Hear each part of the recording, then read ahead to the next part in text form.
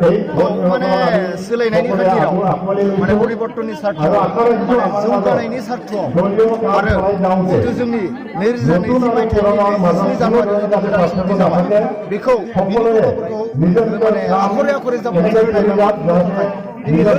लोब माने हाजार हाजार लाख लाख मानसिफ्रा ओंखारदों आरो बेनो जाहैबाय माने इउपिपिएल दोलोखौ देरहाहोनानै बे बयबो ओंखारबोदों आरो दिनै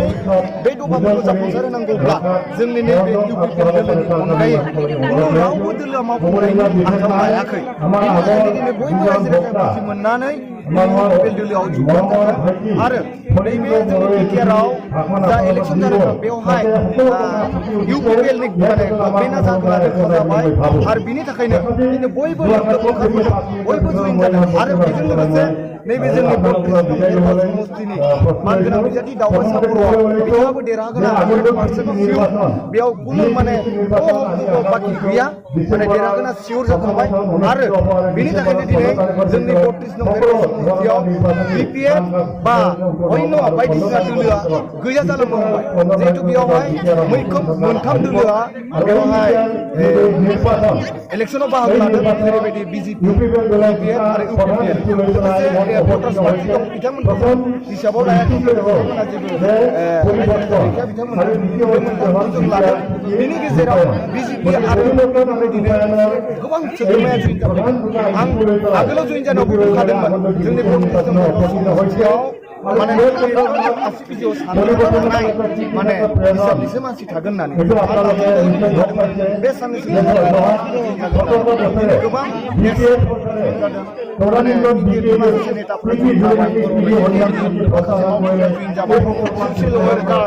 समाज सिबियारि बिथांमोना जइन जादों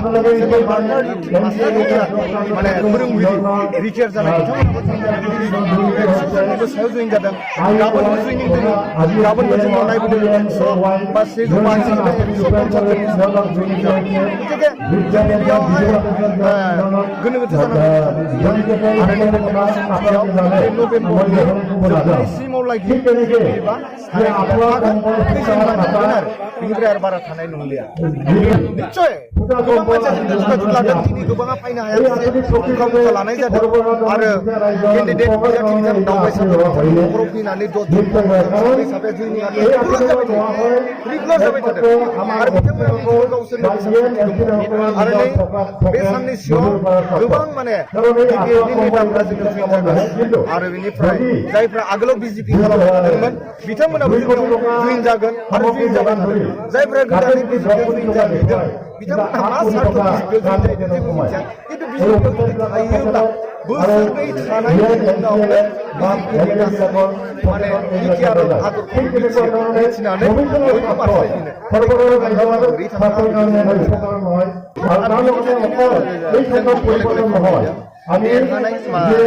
जौगानायनि सार्थआव आरो बे रोखा जाफुंसार जायफोरा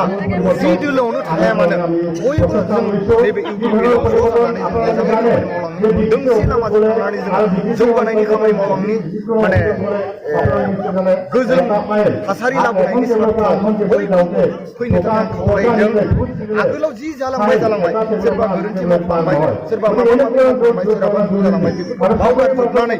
नैबे सक्तिनि सार्थआव डेभेलपमेन्टनि सार्थआव बयबो ज' जानानै खामानि मावलांनो खावलायदों जों रावखौबो जों